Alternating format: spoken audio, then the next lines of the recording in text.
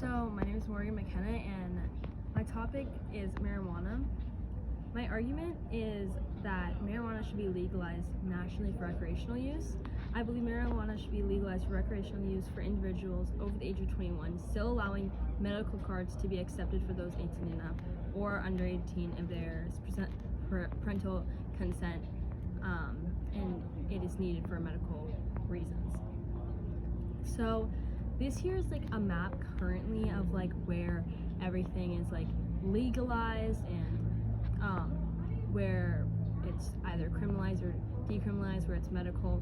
So this is sorry.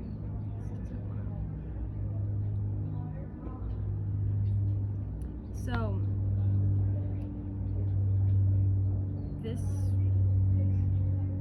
okay, yeah, so majority of the states right now do have it legalized already just for recreational use, but there are a few that are like fully illegal. There's a lot of steps being taken through the process of this, but the major thing that people are concerned about is just keeping it straight for medical usage only. So the background, what is marijuana in general? So marijuana is a drug that is stemmed from the cannabis sativa plant. Oh, thank you guys, sorry. Cannabis is stemmed again. Yeah. Wait, do you guys not see the map then? This Nope. is the map. Nope. That's the statement. There's the map. Okay, this is the map again. So where you can kind of just see where everything is legalized, criminalized, decriminalized, medical use, THC with CBD only, just kind of a glance of that. And then again, background. So cannabis is a drug stemmed from the marijuana is a drug stemmed from the cannabis plant. There are multiple different cannabinoids. They have a lot of different effects. There are roughly like 11 main ones, but the two most popular are definitely CBD and THC. So THC and CBD is kind of like the cannabinoid that gives like that calming effect. It's used mostly for like medical use and stress and pain, a lot of chronic pain. They come in a lot of different forms, oils, drinks. You can ingest it, smoke it, kind of just a lot of different forms for CBD, as well as THC. And THC actually is the more of like the brain receptor.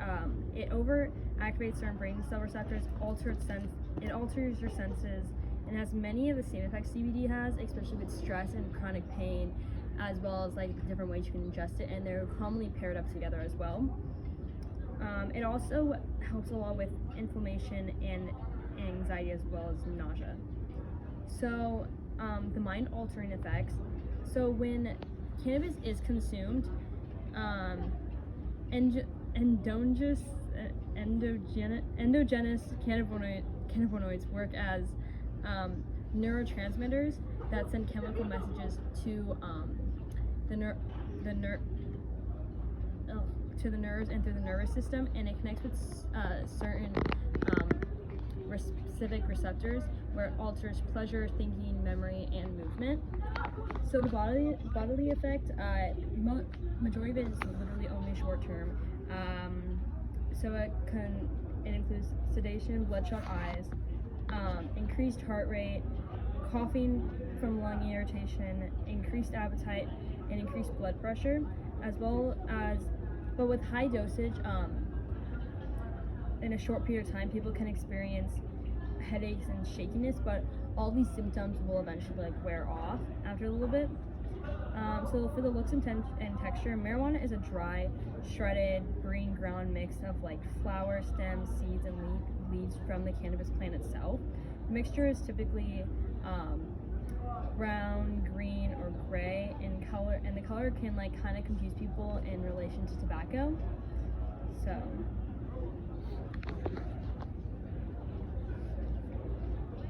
So my argument itself, the biggest argument I look at is medical miracles. So you can just say like, oh, just keep it medically, like you don't need it for recreational use. A lot of people don't have that way of healthcare and obtaining that marijuana for these health reasons, but studies show that it actually slows or kills the growth of cancer cells in your body, and it has been used with cancer patients for a very long time, for the past decade. It also relieves anxiety, stress, and depression. When the neurotransmitters activate those cells and receptors in your brain, again with the CBD and THC, it gives a very calming effect. It can make you very focused, and it kind of relieves you of any physical pain, and it also is just a big stress reliever in general. And a lot of people think that it's unhealthy because you just have to like smoke it, but because of all the ways you can consume it, it's a big thing in the medical industry and healthcare. So with safety as well, legalizing recreational marijuana can result in regulation of safe drugs without creating potential negative consequences. So a lot of the time with illegal drugs and stuff like that are being sold throughout like third-party sellers, a lot of the time there's many dangers with this, because especially right now with all the fentanyl overdoses and the fentanyl poisoning, it's not FDA approved. You're not getting something that's safe. So really legalizing this and making it an option at dispensaries, you're getting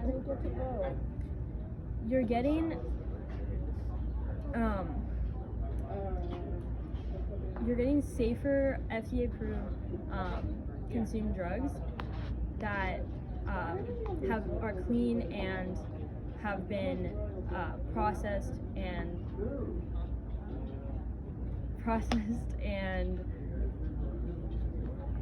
okayed by the government itself and the dispensaries. So for counter arguments,